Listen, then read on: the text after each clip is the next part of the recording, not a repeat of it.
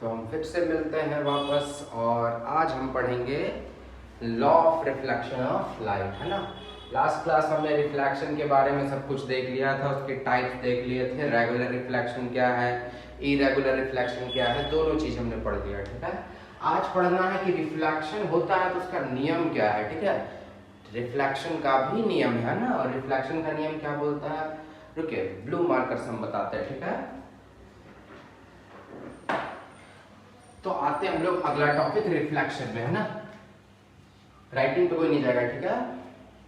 सबकी राइटिंग खराब होती है बचपन में, फिर बड़े होते होते वो और खराब होगी, है ना। सुधरने वाली नहीं है राइटिंग। राइटिंग सुधरती उधरती नहीं, राइटिंग होता है बिगाड़ने के लिए। चलिए ध्यान दीजिए, पर यहाँ आप लोग राइटिंग नहीं बिगाड़िए, राइटिंग का मार्क्स मिलता है एग्जाम में। ठीक है, तो हम लोग आगे समझते हैं रिफ्लेक्शन के बारे में, है ना। रिफ्लेक्शन के लॉ के बारे में, sorry. Incident ray, reflected ray और normal all lie in the same plane. अब ये ड्राइंग बना के समझाएंगे, फिगर बना के तो ज्यादा समझ में आएगा। पहले समझते हैं क्या बोला है। एक रे का बात क्या है, इंसिडेंट रे। याद रखिएगा, जो रे आ रही है सोर्स ऑफ लाइट से, जो रे आ रही है उसको क्या बोलेंगे, इंसिडेंट रे। आने वाली रे इंसिडेंट रे, आने वाली रे इंसिडेंट रे। ठीक है, उसके बाद टकरा के लौटने वाली रे, यानी कि किसी सरफेस पे आई टकरा के गई, टकरा के गई तो उसको बोलेंगे रिफ्लेक्टेड रे, है ना।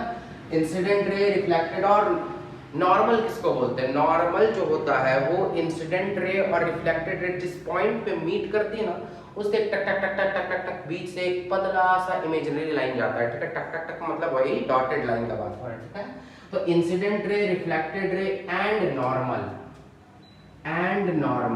ठीक है, all lie in same plane. पहला लॉ क्या बोलता है कि आने वाला रे, टकरा के जाने वाला रे, और नॉर्मल जो लाइन है, जो हमने खुद क्या किया 90 डिग्री पे ड्रॉ किया है, वो एक ही प्लेन पे लाई करती है, तीनों लाइन, है ना।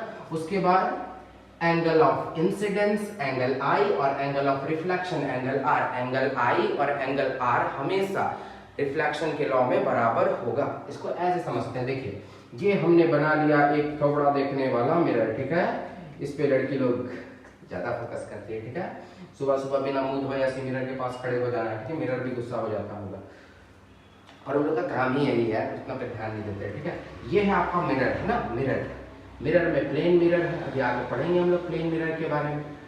ये कोई प्लेन मिरर, प्लेन मिरर काम क्या करेगा तो बाबू, ये रिफ्लेक्टिंग सरफेस का काम करेगा। इसी पे लाइट आएगी, यानी कि आपकी रोशनी आएगी, टकराएगी और फेंकाएगी, है ना। मतलब लाइट आएगी, टकरा के लौट जाएगी। ठीक है, ये हो गया प्लेन मिरर। ठीक है, प्लेन मिरर को हम लोग रिफ्लेक्टिंग सरफेस भी बोल सकते हैं क्योंकि ये चिकना है। ठीक है, इधर से रे ऑफ लाइट आई, ये आने वाली लाइट, कौन सी रे, अभी हमने पढ़ा था इंसिडेंट रे। और जब ये आई और कहाँ टकराई, रिफ्लेक्टिंग सरफेस यानी प्लेन मिरर पे, तो टकरा के लौट गई। इसका नाम चेंज कर देना, उसके बाद इसका नाम क्या हो जाएगा, रिफ्लेक्टिंग रे। तो इंसिडेंट रे, रिफ्लेक्टेड रे। ठीक है, और यहीं से एक और dotted line cut cut cut cut cut cut cut cut cut cut. ठीक है, ये गया, इसको हम लोग बोलेंगे नॉर्मल।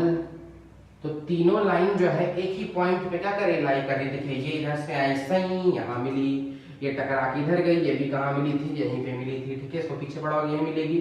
और नॉर्मल जो है वो भी कहाँ से गई है, एक ही पॉइंट से गुजरी है, और इस पॉइंट का एक नाम है पॉइंट ऑफ इंसिडेंस। तो पहला लॉ यहाँ पे लिख दिया हमने कि इंसिडेंट रे, फिर रिफ्लेक्टेड रे और नॉर्मल, तीनों एक ही पॉइंट पे मिलती है, जिसको हम लोग पॉइंट ऑफ इंसिडेंस बोलते हैं। अब आते हैं दूसरे लॉ पे। दूसरा लॉ क्या है, देखिए बच्चों लोग ध्यान दीजिएगा। ठीक है, एंगल ऑफ इंसिडेंस, ये कहाँ है भैया, एंगल ऑफ इंसिडेंस तो कहीं नहीं दिख रहा है। तो इंसिडेंट रे और नॉर्मल के बीच का जो ये थीटा एंगल, जिसको एंगल आई बोलते हैं, एंगल ऑफ इंसिडेंस।